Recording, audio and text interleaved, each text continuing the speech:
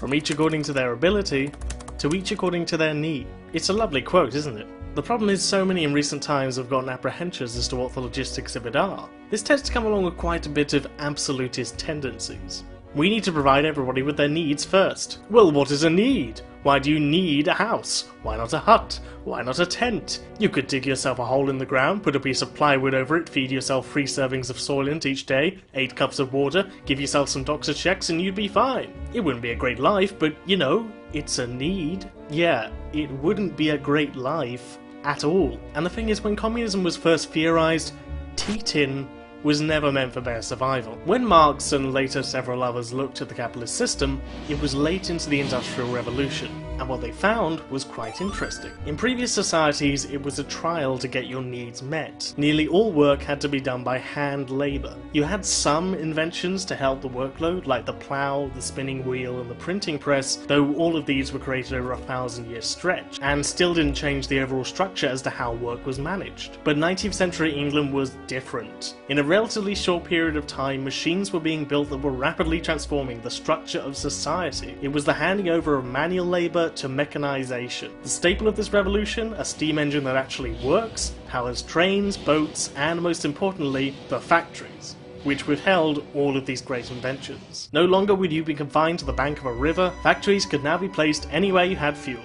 Agriculture used to require 90% of the population, and by the end of the century it had halved. Did I even mention the revolutionary steel processes? Buildings could now be built cheaper and faster, and when the elevator came along, you could build them taller. All of these creations reduced the amount of time and effort necessary to make things of all variety. Socialists do not hate these inventions. Not even the Luddites. These things are your saviours. But the problem that socialists found was that people could just get thrown into the garbage bin when the owner of these things saw it good for him. And because they're all owned by a small few and sold at a ransom demand, that's by the way what a price tag is, these people would go without. These machines that could make everybody's lives equally easier were instead being used to increase the wealth of a small elite, the landowners.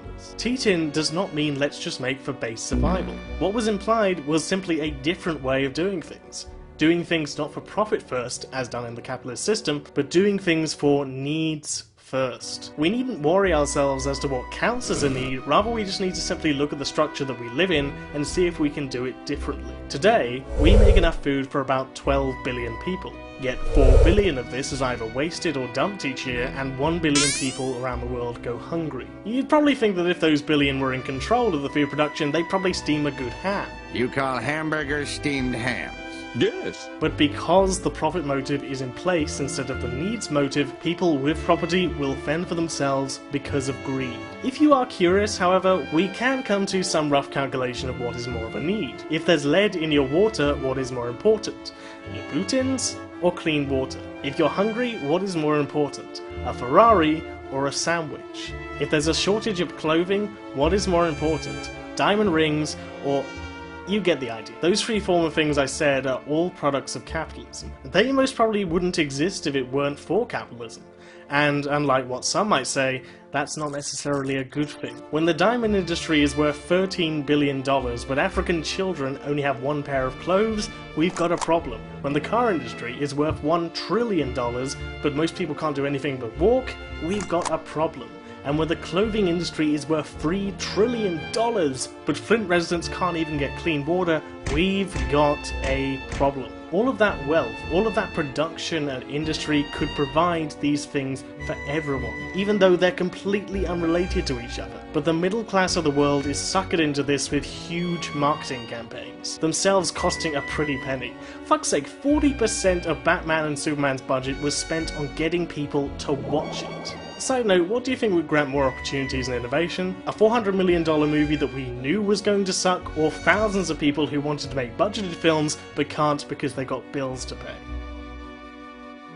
All things considered, if we got rid of all the bullshit in our lives and shared time equally, working hours would shrink massively. This isn't even a pipe dream. During Kropotkin's time, that might have been around 25 to 30 hours a week. But we don't live in the post-industrial revolution. We live in the information age, where knowledge is cheap and readily available, and work is even less of a necessity. Today, with modern inventions like the computer, internet, autos, and robots, my best estimates are anywhere between 4 to 15 hours of work a week. Imagine that! All you need to survive and thrive in only a few hours of quality time cooperatively working. Capitalism already overproduces in its corporate, profit-driven, hierarchical, neurotic, bureaucratic state. If we, that's us, everybody who works for these places, could harness those machines, we'd be doing pretty damn good for ourselves. That's what Teton means, not a scramble for definitions, a transforming of society from these guys to us.